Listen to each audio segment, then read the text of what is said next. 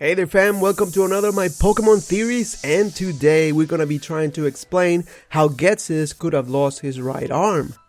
Yeah, you heard that right.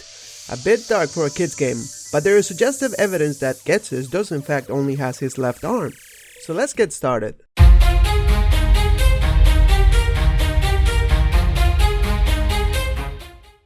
For starters, looking at all the artwork of Ghetsis, you will start to notice that his right arm never shows. It appears to be concealed under his robe. And to be honest, I don't think most people would assume that he's missing an arm. But aside from just the artwork, there are also other key points that can support this case. Now, I just lied to you though. We do get to see his right arm once, and it was when he crowned N. But there's something very odd regarding this scene. Right away you will notice that his right arm has a different shade. A more darker one.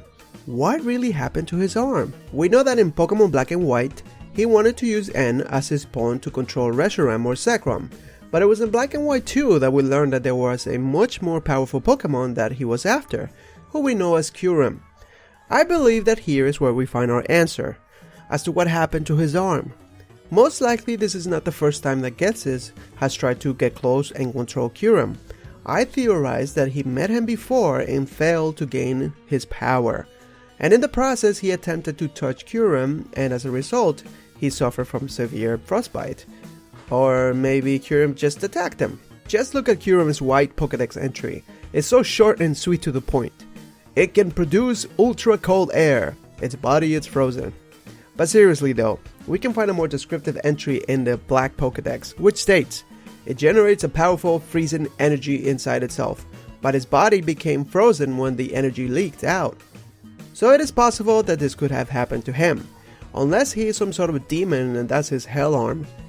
But what is also interesting and dark at the same time is that it's implied that in the events of Black and White he had his arm, but once we meet him yet again in Pokemon Black and White 2, somehow he lost it. When you defeat Kyurem in Pokemon Black and White 2, he states the following. I can't believe it! The Black/White Kyurem I went all the trouble of preparing. How irritating! Now I have to go capture Kyurem, don't I? But first, I'll take down this disgusting trainer with my own hand. This time, I will succeed. No matter what they try. No one will be able to stop me. Yeah.